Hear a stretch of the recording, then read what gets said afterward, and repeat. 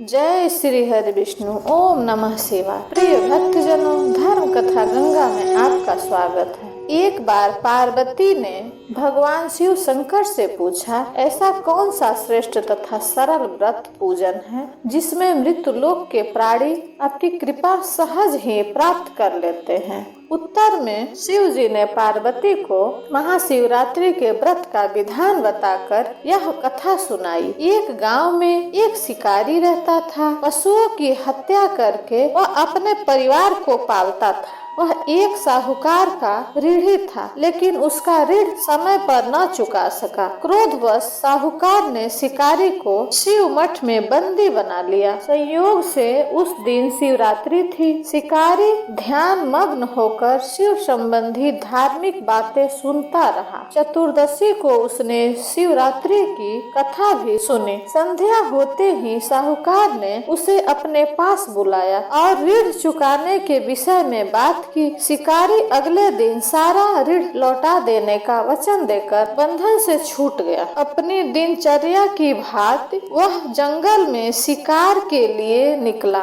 लेकिन दिन भर बंदी गृह में रहने के कारण भूख प्यास से व्याकुल था। शिकार करने के लिए वह एक तालाब के किनारे बेल वृक्ष पर पड़ाव बनाने लगा। बेल वृक्ष के नीचे शिवलिंग था जो बेल पत्रों से ढका हुआ था। शिकारी को उसका पता न चला। पड़ाव बनाते समय उसने जो टहनियां तोड़ी वे संयोग से शिवलिंग पर गिरी। इस प्रकार दिन भर भूखे प्यासे शिकारी का व्रत भी हो गया और शिवलिंग पर बेलपत्र भी चढ़ गया। एक पहर रात्रि बीत जाने पर एक गर्भिणी मृगी तालाब पर पानी पीने पहुंची। शिकारी ने धनुष पर तीर चढ़ाकर ज्यों ही प्रत्यंछा खींची। मृगी बोली, मैं गर्भिणी हूँ, शीघ्र ही प्रसव करूंगी। तुम एक साथ दो जीवों की हत्या करोगे जो ठीक नहीं है। मैं अपने बच्चों को जन्म देकर शीघ्र ही तुम्हारे सामने प्रस्तुत हो जाऊंगी, तब तुम मुझे मार लेना। शिकारी ने प्रत्यंछा ढीली कर दी और मृगी झाड़ियों में लुप्त हो गई। कुछ ही देर बाद एक और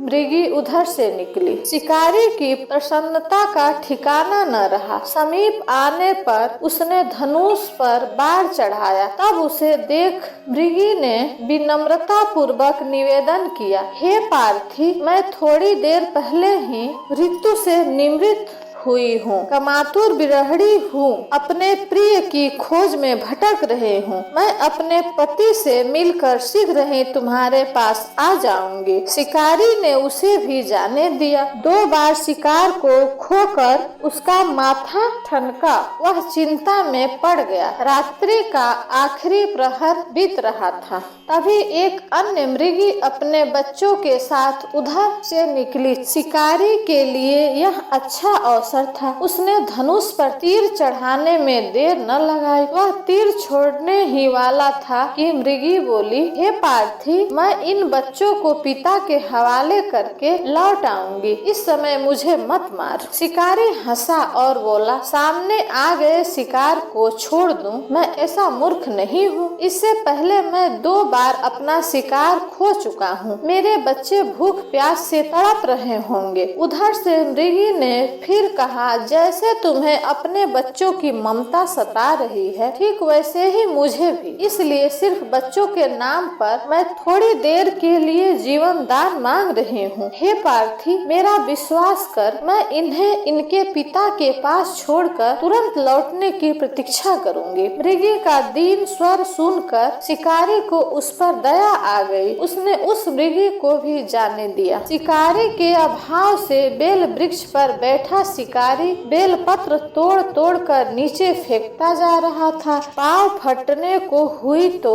एक हष्ट पुष्ट मृग उसी रास्ते पर आया। शिकारी ने सोच लिया कि इसका शिकार वह अवश्य करेगा। शिकारी की तनी प्रत्यंछा देखकर विनीत स्वर में बोला, हे पार्थी भाई, यदि तुमने मुझसे पूर्व आने वाली 3 मृगियों तथा छोटे छोटे बच्चों को मार डाला है तो मुझे भी मारने में विलंब विलंब न करो, ताकि उनके वियोग में मुझे एक क्षण भी दुख न सहना पड़े। मैं उन मृगियों का पति हूँ। यदि तुमने उन्हें जीवन दान दिया है तो मुझे भी कुछ क्षण जीवन दान देने की कृपा करो। मैं उनसे मिलकर तुम्हारे सामने उपस्थित हो जाऊंगा। मृग की बात सुनते ही शिकारी के सामने पूरी रात का घटना चक्र घूम गया। उसने सारी कथा मृग को सुना दी। तब मृग ने कहा, मेरी 3 पत्नियां जिस प्रकार प्रतीक्षा बद्ध हो गई है, मेरी मृत्यु से अपने धर्म का पालन नहीं कर पाएगी। अतः जैसे तुमने उन्हें विश्वास पात्र मानकर छोड़ा है, वैसे ही मुझे भी जाने दो। मैं उन सबके साथ तुम्हारे सामने शीघ्र ही उपस्थित होता हूँ। उपवास, रात्रि जागरण तथा शिवलिंग पर बेलपत्र चढ़ाने से शिकारी का हिंसक हृदय निर्भर हो गया था। उसमें भगवत शक्ति का वास हो गया था। धनुष तथा बाण उसके सामने से सहज ही छूट गया। भगवान शिव की अनुकंपा से उसका हिंसक हृदय करुणिक भाव से भर गया। वह अपने अतीत के कर्मों को याद करके पश्चाताप की ज्वाला में जलने लगा। थोड़ी ही देर बाद मृग सब परिवार शिकारी के समक्ष उपस्थित हो गया, ताकि वह उनका शिकार कर सके। किंतु जंगली पशुओं की ऐसी सत्यता एवं सामूहिक प्रेम भाव देखकर शिकारी को बड़ी ग्लानि हुई। उसके नेत्रों में आंसुओं की झड़ी लग गई। उस मृग परिवार को न मारकर शिकारी ने अपने कठोर हृदय को जीव हिंसा से हटा सदा के लिए कोमल एवं दयालु बना दिया। देवलोक